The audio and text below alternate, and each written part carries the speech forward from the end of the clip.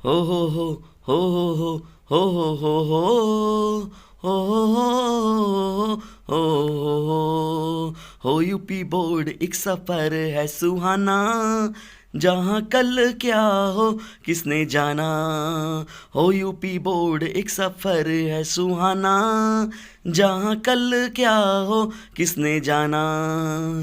अरे एक जाम आनी है आएगी एक दिन, अरे एक जाम जानी है जाएगी एक दिन, सोच के इसको क्या है घबराना, बस एक जाम को देते जाना। हो हो हो यूपी बोर्ड एक सफर है सुहाना, जहाँ कल क्या हो किसने जाना। अरे घबराते अब क्यों तुम, डीजे सर का साथ दो तुम। एकदम सही सुना डियर स्टूडेंट्स, आप सभी लोगों ने। आप सभी लोगों को भी डीजे सर चैनल का साथ जरूर देना पड़ेगा, और आप लोगों को बस कुछ नहीं करना है। डीजे सर चैनल के लिंक को बस अपने क्लासमेट में, अपने दूर दराज के जो फ्रेंड्स हैं जो कि प्राइवेट पढ़ते हैं, जिस भी तरीके से वो लोग पढ़ रहे हैं बच्चे, उन सभी लोगों पर इस वीडियो का लिंक शेयर करना है। बस इतना ही छोटा सा काम आपको बस करना है मेरी हेल्प ग्रुप में। डियर स्टूडेंट्स, चलिए हम लोग स्टार्ट करते हैं आज के इस सेशन को। क्लास 12th के बच्चों के लिए नागरिक शास्त्र का यह बहुत ही महत्वपूर्ण प्रश्न है। लघु उत्तरी प्रश्न में भी है और ये दीर्घ उत्तरी प्रश्न में भी है। आपका बहुत ही मोस्ट इंपॉर्टेंट यह प्रश्न है। और देखिएगा, अति लघु, लघु और 3-4 जो आपके आते हैं खंडों में, उन सभी में कहीं ना कहीं आपको ये प्रश्न देखने को मिल जाएगा। देखिए, बात हो रही है भारत विभाजन के प्रमुख कारण बताइए। बहुत ही मोस्ट इंपॉर्टेंट प्रश्न है और आपकी बोर्ड एग्जामिनेशन में पूछा गया है और आगे भी पूछे जाने की इसकी संभावना पूरी की पूरी बनी हुई है। डियर स्टूडेंट, देखिए, भारत विभाजन में अगर हम लोग बात करें तो इसमें कई फैक्ट्स हैं। कुछ महत्वपूर्ण हम लोग फैक्ट पर बात करेंगे। देखिए, अगर इसका अगर हम लोग उत्तर देखा जाए तो भारतीय राष्ट्रीय कांग्रेस के नेता भारत विभाजन का विरोध कर रहे थे। जो उस समय कांग्रेसी पार्टी थी ना, एक इकलौती पार्टी की बात कर रहे थे हम लोग, बाद में मुस्लिम लीग आई। तो भारतीय राष्ट्रीय कांग्रेस के जो नेता थे, भारत विभाजन का वो लोग विरोध कर रहे थे और इसकी अखंडता एवं एकता के लिए अथक प्रयास वो कर रहे थे। देखिए, महात्मा गांधी जी की जब बात होती है कि जो महात्मा गांधी जी का छोटा सा बच्चा से लेकर बड़े बुजुर्ग तक सभी लोग महात्मा गांधी जी के आदर्शों पर, उनकी बातों को अमल करते थे। लेकिन बताइए, उनकी उपस्थिति में ये इतना बड़ा विभाजन हुआ। वो मतलब उन्होंने अपना पूरा का पूरा सर्वस्व निछावर कर दिया था कि नहीं, विभाजन न हो पाए, लेकिन अंततः विभाजन हुआ। गांधी जी ने तो यहाँ तक कह दिया था कि पाकिस्तान का निर्माण उनकी लाश पर होगा, फिर भी भारत का विभाजन होकर ही रहा। मतलब गांधी जी से महान व्यक्तित्व वाले व्यक्ति को भी कहना पड़ा पाकिस्तान का निर्माण उनकी लाश पर होगा, फिर भी भारत का विभाजन होकर रहा। तो सोच लीजिए कि यहीं से आप सोच सकते हैं, संभावना लगा सकते हैं कि वास्तव में ये विभाजन जो था कितना, देखा जाए तो किस पैमाने पर, कहाँ से, मतलब किस परिस्थितियों में यह हो पहुंच गया कि विभाजन ही उसका हल था। डियर फ्रेंड्स, देखिए, कुछ विचारक जो हैं वो जिन्ना को, मोहम्मद अली जिन्ना इनका नाम था, उनको भारत के विभाजन के लिए पूर्णतः उत्तरदायी मानते हैं। देखिए, यह बात एक सीमा तक ठीक भी है। मतलब कहा जा सकता है कि ठीक है, भारत के विभाजन के लिए मुख्य रूप से अगर कहा जाए तो देखिए मोहम्मद अली जिन्ना का नाम आता है, लेकिन एक सीमा तक ही यह ठीक है। जिन्ना की हर धर्मिता के कारण ही भारत विभाजन की स्थिति उत्पन्न हुई थी, ये तो मानते हैं हम लोग, लेकिन उसके पीछे केवल पार्टिकुलर एक ही कारण नहीं है, परंतु इसके कुछ अन्य कारण भी हैं जिसकी वजह से भारत का विभाजन होना अपरिहार्य हुआ। मतलब अब हो गया, जिद बन गई कि नहीं, अब विभाजन तो कराना ही इसका हल होगा।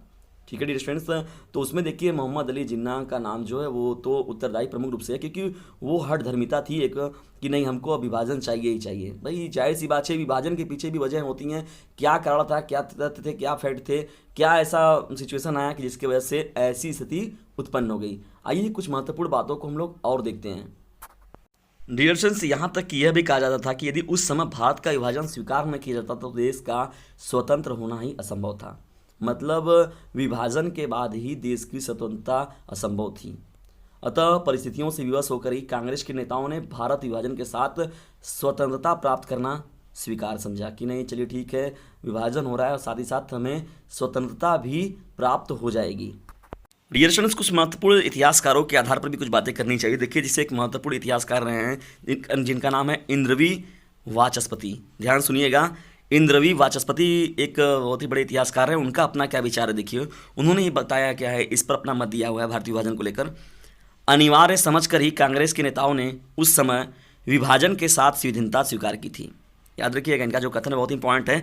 अनिवार्य समझकर ही कांग्रेस के नेताओं ने उस समय विभाजन के साथ स्वाधीनता स्वीकार की थी। ये जो कथन है इंद्रवी वाचस्पति जी के अनुसार है। तो देखिए कुछ महत्वपूर्ण फैक्ट्स जो होते हैं, कुछ महत्वपूर्ण वैसे अगर उन सब्जेक्ट के जो विशेषज्ञ हैं यदि वो लोग बताते हैं तो जाहिर सी बात है कि वो बातें कुछ अलग हैं। तो यहाँ पर देखिए उन्होंने कहा तो वास्तव में उस बात को महत्व दिया गया कि नहीं वास्तव में ये ऐसी चीज़ थी, ऐसे प्रॉब्लम थे, ऐसी बातें थी, तो ऐसा करना पड़ा।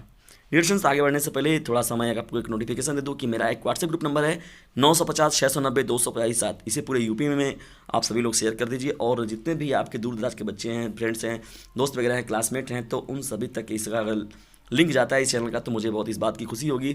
और हर लोगों के ज़बान पर होना चाहिए डीजे सर चैनल का लिंक, ठीक है डियर फ्रेंड्स। और ये पूरी की पूरी चीज़ें जो मिलेंगी आपको, वो पूरी की पूरी व्यवस्थाएँ जो होंगी वो फ्री में होंगी। तो आइए जानते हो हम लोग अब मूल रूप से। देखिए ये तो कुछ बातें हैं, दीर्घ उत्तर अगर आपसे पूछा था तो ऐसे आपको लिखकर अगर आगे लिखते हैं तो ये आपके लिए बहुत ही अच्छा रहेगा, नंबर पूरा का पूरा आपको मिलेगा। लघु उत्तरी मिलता है तभी आपको कुछ लाइनें आपको काट कर लिखनी पड़ेंगी, आपने अनुसार उसे देख लीजिएगा, लेकिन दीर्घ उत्तरी के अनुसार मैं आपका तैयारी करा रहा हूँ, ठीक है। दीर्घ उत्तरी प्रश्न में देखिएगा इस प्रश्न को, ये इंपॉर्टेंट है। आइए कुछ और महत्वपूर्ण फैक्ट्स को जानते हैं। आइए डियर फ्रेंड्स हम लोग अब अपने महत्वपूर्ण टॉपिक में लोग आगे बढ़ते हैं। देखिए भारतीय विभाजन के प्रमुख कारण जो निम्नलिखित थे। देखिए यहाँ पर पहली जो महत्वपूर्ण बात निकल कर आती है, देखिए एक योजना आई थी लॉर्ड माउंटबेटन योजना, 3 जून 1947 को यह भारत आई थी, और इसी के आधार पर जो ये बंटवारा किया गया था, द्विराष्ट्र का सिद्धांत लाया गया था, 3 जून को यह आया था यहाँ पर, ठीक है। 3 जून तो, और लॉर्ड माउंटबेटन के आधार, लॉर्ड माउंटबेटन ही था वो, तो उसके आधार पर ही किया गया था ये चीज़। देखें बंटवारा पहला जो देखिए महत्वपूर्ण बात इसमें आती है कि ब्रिटिश शासन की फूट डालो और शासन करो की नीति, बहुत ही इंपॉर्टेंट है। यहाँ पर फूट डालो और यहाँ पर शासन करने की नीति के बारे में ये बात की गई है। दूसरी देखिए इसमें जो महत्वपूर्ण टॉपिक थी, हिंदू मुसलमानों के बीच पारस्परिक अविश्वास। देखिए यहाँ पर क्या होने लगा, जब मुस्लिम लीग की स्थापना हो गई ना, तो मुस्लिम के जो प्रमुख नेता थे, जितने बड़े बड़े नेता थे, वो सभी लोग मुस्लिम लीग में शामिल हो गए। अब यहाँ पर कांग्रेस यानी राष्ट्रीय कांग्रेस जो था, उसमें तो कांग्रेस में तो थे ही प्रमुख नेता जो लोग थे, तो यहाँ पर अब विचारों का मतभेद होने लगा। यानी अब यहाँ पर देखिए कट्टरवाद की बात आने लगी, धर्मवाद की बात आने लगी कि नहीं ये मेरे धर्म को प्राथमिकता दी जा रही है, उनके धर्म को प्राथमिकता दी जा रही है। तो इसके आधार पर भी कहीं ना कहीं समस्याएं देखने को मिली, और ये स्वाभाविक रूप से इसके लिए कोई एक जिम्मेदार नहीं कहा सकता, लेकिन हाँ मुख्य रूप से कह सकते हैं हम लोग कि अगर ये 70% जिम्मेदार थे तो वो 30% है, ठीक है डियर स्टूडेंट्स। तीसरी देखिए इसमें जो महत्वपूर्ण बात आती है, सांप्रदायिक दंगों का दुष्प्रभाव। सांप्रदायिक दंगों का दुष्प्रभाव देखेंगे आप, जैसे यहाँ पर दंगे भी कुछ ऐसे हुए उस समय, और उस समय हम लोग के देश जो था बहुत ही उस समय समस्याओं से जुझा हुआ था, भारतवर्ष जो देश था, क्योंकि उसको कुछ लाख पैसे जो था देना भी था उस समय में। आज से 1947 की बात हो रही है, यानी 14 अगस्त को तो ये बंटवारा हो गया, 15 अगस्त 1947 को हमारा देश आज़ाद हो गया, लेकिन तत्कालिक रूप में हमारे भारतवर्ष देश को, और देखा जाए भारत की जो सबसे उपजाऊ जमीन थी, ठीक है, उत्तरी पंजाब और पश्चिमी पंजाब, तो उत्तरी के भारत का जो सबसे उपजाऊ ज़मीन जो था वो पाकिस्तान के हिस्से में चला गया। तो पूर्वी पंजाब और पश्चिमी पंजाब ना, तो जो था, और जो हम लोग के यहाँ का पंजाब में हिस्सा बचा हुआ है, वो ज़मीन जो है कम उपजाऊ थी, लेकिन हमारे भारतीय किसान ने इतनी ज़्यादा मेहनत दिखाई वहाँ पर कि फिर से आप देखेंगे तो भारत का सबसे उपजाऊ अगर कोई ज़मीन है तो वो पंजाब की ही ज़मीन है। तो डियर स्टूडेंट देखिए तीसरा जो महत्वपूर्ण है, सांप्रदायिक दंगों का दुष्प्रभाव भी देखिए महत्वपूर्ण आप रूप से रहा है। जब जानते हैं कि धार्मिक मसले जब आ जाते हैं, ऐसी कुछ आ जाती है घटनाएं, तो वहाँ पर वो सांप्रदायिक दंगों का रूप ले लेती हैं। तो सांप्रदायिक दंगों का दुष्प्रभाव भी कहीं ना कहीं से भारतीय विभाजन के पीछे जिम्मेदार कारण में एक था। देखिए आप गदर मूवी देखे होंगे, सनी देओल वाली मूवी जो थी, तो सांप्रदायिक दंगों को आप वहाँ पर देखे होंगे बाकायदा। उस मूवी में स्टार्टिंग में देखिए जब ट्रेन से यहाँ पर जाए तो लाशों का ढेर, यहाँ से वहाँ, वहाँ से यहाँ, तो ऐसे देखिए बहुत तरह के दंगे वहाँ पर, मतलब उस मूवी को पार्टिकुलर उसी के आधार पर बनाया गया है, ठीक है। तो वो सांप्रदायिक दंगों का दुष्प्रभाव कहीं ना कहीं से भी मुख्य रूप से भारत विभाजन के प्रमुख कारणों में से एक था। चौथी देखिए इसमें जो महत्वपूर्ण बात हो जाएगी आपकी, मुस्लिम लीग के प्रति कांग्रेस की तुष्टीकरण की नीति। ये भी देखिए एक महत्वपूर्ण टॉपिक रही है। मुस्लिम लीग जान रहे हैं कांग्रेस के प्रति पहले ही दृष्टिकोण दोनों का अपना अलग अलग हो गया था, इसलिए कहीं ना कहीं से वो भी विवाद बहुत बड़ा कारण बना। पांचवीं देखिए इसमें जो महत्वपूर्ण बात आती है, जिन्ना की हठधर्मिता। मोहम्मद अली जिन्ना, जिसे कि महात्मा गांधी जी ने कायदे आजम की उपाधि दी हुई थी, और हिंदू मुस्लिम की एकता के रूप में भी कहीं ना कहीं से मोहम्मद अली जिन्ना को याद किया जाता था। एक दौर ऐसा भी था, लेकिन बाद में देखिए समय बदला, सिचुएशन बदले, परिस्थितियाँ बदली, तो आदमी क्या हुआ, वही व्यक्ति देश के बंटवारे के या विभाजन के पीछे मुख्य उत्तरदायी के रूप में शामिल हो गया। तो यहाँ पर देखिए जिन्ना की हठधर्मिता भी कहीं ना कहीं से इसमें भारत विभाजन के लिए प्रमुख रूप से जिम्मेदार है। मोहम्मद अली जिन्ना, ठीक है। और यहाँ पर जब गांधी जी की मृत्यु हुई थी तब वहाँ से कमेंट भी आया हुआ था कि नहीं, हिंदुओं का प्रमुख नेता महात्मा गांधी जी अब नहीं रहे। तो देखिए यहाँ पर ये बहुत बड़ी बात होती है।